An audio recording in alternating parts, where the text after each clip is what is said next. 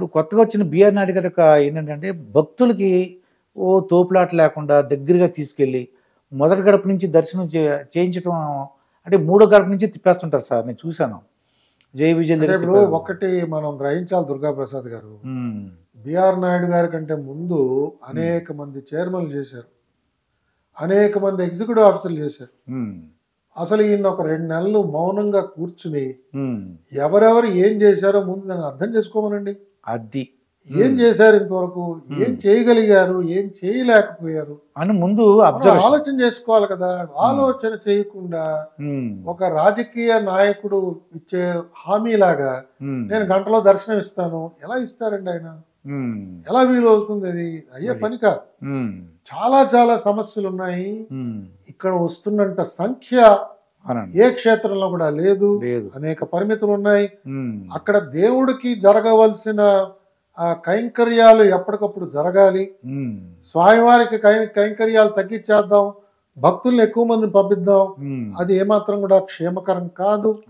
కాబట్టి ఈ రెండు కూడా ఎప్పటికప్పుడు జాగ్రత్తగా దాన్ని తూకం వేసుకుని నడిపించగలగాలి. ఇవన్నీ చేస్తే ఎంత సమయం మిగిలిందో చూడండి. మీరు ఎప్పుడో రాత్రి 1 గంటకు దర్శనం ఇస్తే మనందరం కూడా నిశాచరులం కాదు కదా. 10:30, 11 తర్వాత నిద్రపోతాం సామాన్యంగా అందరం కూడా, ఏదో కొద్దిమంది తప్ప. ఆ 1 గంటకు నేను దర్శనం ఇచ్చానండి అంటే ఉపయోగం ఏముంది? అలాగే స్వామివారిని మనం నిజస్వరూపంగా దేవదేవుడు అక్కడ నించున్నట్టుగా మనం భావిస్తే స్వామివారిని మనం 12ంటికి మనం కనీసం తెర వేసి వారికి నిద్ర పోగొట్టాలి, స్వామివారికి నిద్రపుచ్చాలి, పవళింపు సేవ చేయాలి. 12 గంటల నుంచి 3 గంటల దాకా పవళింపు సేవ చేయాలి. ఇదొక ప్రధానమైన అంశం. కొన్ని సందర్భాల్లో 2 గంటల 45 నిమిషాల దాకా దర్శనాలు నడిపించి మళ్ళా 3ంటికి ఒకసారి తెర వేసేసి తలుపులు వేసినట్టుగా వేసి మళ్ళా 3ంటికి తలుపులు తెరిస్తే అది అసలు ఏ విధంగా అది ఆమోదయోగ్యంగా ఉంటుంది? ఇవన్నీ కొన్ని అంశాలు ఉన్నాయి. కాబట్టి నేను పెద్దలు బిఆర్ నాయుడు గారిని, చైర్మన్ గారిని సవినయంగా కోరేది ఏంటంటే, మీరు హామీలు ఇవ్వడం మానేసి మౌనంగా కూర్చుని ఫస్ట్ అబ్జర్వేషన్. అక్కడ పాత ఎంప్లాయీస్ చాలా మంది ఉన్నారు, చుట్టూ అక్కడే ఉన్నారు వాళ్ళు. అసలు ఒక్కొక్కసారి ఎలాంటి మార్పు తీసుకొచ్చారు, ఎందుకు తీసుకొచ్చారు, దాంట్లో ఉన్న లాభం ఏమిటి, నష్టం ఏమిటి, బేరీజ్ వేసి దాని తర్వాత ఇది నాకు అర్థమైంది, ఇది నేను చేద్దాం అనుకుంటున్నాను అని సవివరంగా ఒకసారి ధర్మకర్తల మండలిలో దాన్ని చర్చించి నలుగురితో, ఇదేమో రహస్యం కాదు, వాళ్ళతో మాట్లాడి ఆ తర్వాత దాన్ని నెమ్మదిగా ప్రవేశపెడితే అందరూ కూడా ఆయన్ని మెచ్చుకుంటారు.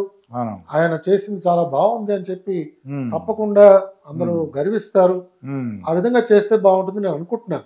ఎందుకంటే ప్రతి ఎగ్జిక్యూటివ్ ఆఫీసరు కొన్ని మార్పులకి కారణమయ్యారు, ప్రతి జాయింట్ ఎగ్జిక్యూటివ్ ఆఫీసరు అక్కడ మార్పులకు కారణమయ్యారు. పిఆర్కే ప్రసాద్ గారు అయితే, పిఆర్కే ప్రసాద్ గారు దీనికి ఆద్యుడండి. అది అసలు మొట్టమొదటి ఎగ్జిక్యూటివ్ ఆఫీసర్ ఎవరైతే చరిత్ర పుటల్లోకి ఎక్కారో ఆయన పిఆర్కే ప్రసాద్.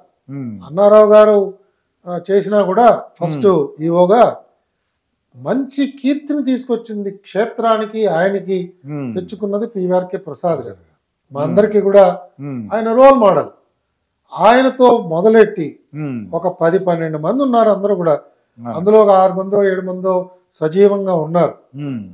వాళ్ళతో అడగండి కావాలంటే, లేదా అక్కడ రికార్డు ఉంది, అక్కడ రికార్డు చూడండి. ఆ విధంగా చేస్తే ఇది ప్రధానమైన క్షేత్రం, ఇది మామూలు క్షేత్రం కాదు.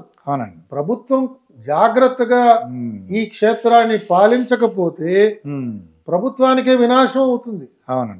మనం చూస్తున్నాం, మన ఎదురుకుండా చాలా సంఘటనలు జరిగాయి.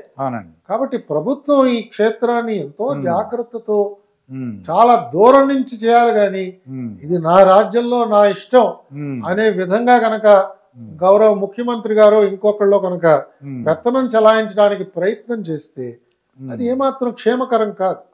ఆ క్షేత్రం గురించి తెలిసిన వాళ్ళు పెద్దలు ఉన్నారు, అలాగే ఆ ధర్మ మార్గంలో నడుస్తున్న వాళ్ళు అనేక మంది ఉన్నారు. వాళ్ళని ఒకసారి పిలవండి, వాళ్ళతో ఆచార్య సభ పెట్టండి, పెద్దల సభ ఏర్పాటు చేయండి, పీఠాధిపతుల అందరినీ ఒక సమావేశానికి పిలవండి, మీ చైర్మన్ గారిని, ఎగ్జిక్యూటివ్ ఆఫీసర్ గారిని సమావేశం నిర్వహించమనండి. వాళ్ళందరి సూచనలు జాగ్రత్తగా తీసుకుని క్షేత్రంలో ఇంకా ఏ రకమైన మార్పులు తీసుకురావాలి, ఉమ్, అవి అన్నీ కూడా ఆగమబద్ధంగా ఉండాలి, ఉమ్, శాస్త్రబద్ధంగా ఉండాలి. అవును, అవి గీటురాయి కాబట్టి అవునండి. ఆ విధంగా ఆలోచన చేస్తే ఉమ్, ఇంకా వైభవంగా చేయొచ్చు. అది ప్రజలకి దాని ద్వారా ఉమ్, ఆశీర్వచనాలు స్వామివారికి లభిస్తాయి. అవునండి, 4 కాలాల పాటు రాష్ట్రము, దేశము, ప్రపంచం సుభిక్షంగా ఉంటుంది. అవునండి. నేను ఒకసారి లైన్లో నిలబడి ఇంకెప్పుడు రాను, ఆ, ఇంత లైనా అన్నీ బాధపడ్డారండి. ఆ తర్వాత వెంకటేశ్వర స్వామి యొక్క కృప ఉందో ఏంటో అండి, నాకు అర్చన, తోమాల, అభిషేకం, అష్టదళ పాదపద్మారాధన, ఆ తర్వాత ఇది మార్నింగ్ ఒకటి ఉంటుంది సార్, అది మేలుకొలుపుతారండి, అది అవన్నీ దర్శనాలు తగిలినాయి సార్ నాకు. సుప్రభాతం, సుప్రభాత్ సేవ, ఇవన్నీ చేస్తే నాకు అసలు ఆ దేవుడు ఇదేంటి. అంతే కదా. మనకి నేను కూడా ఎగ్జిక్యూటివ్ ఆఫీసర్గా చూశాను. ఉమ్, మనకి స్వామివారు ప్రత్యక్షంగా క్షేత్ర నిర్వహణ చేస్తున్నారు అది అనే ఒక రుజువు అయిపోతుందండి. ఉమ్, అనేక సంఘటనలు నాకు అక్కడ ఉమ్, లభించాయి. ఉమ్, నేను చదివాను, పెద్దల పివిఆర్కే ప్రసాద్ గారి పుస్తకం కానీ ఉమ్, ఇవన్నీ మనం చూస్తున్నప్పుడు ఉమ్. ఆయన నిర్వహణ చేస్తున్నారు ప్రత్యేకంగా ఆ ఆయన చైతన్యం ఎగ్జిక్యూషన్. ప్రత్యక్షంగా. ఆ చైతన్యంతో కనుక మనం అక్కడ పనిచేయగలిగితే మన జీవితం ధన్యమవుతుంది. అదండి, మన ద్వారా 10 మందికి అవకాశం లభిస్తుంది స్వామివారిని సేవించడానికి. అవునండి, మన అహం తగ్గించుకోవడానికి ఎంత ప్రయత్నం మనం చేయగలిగితే అదండి. అంత మంచిదండి.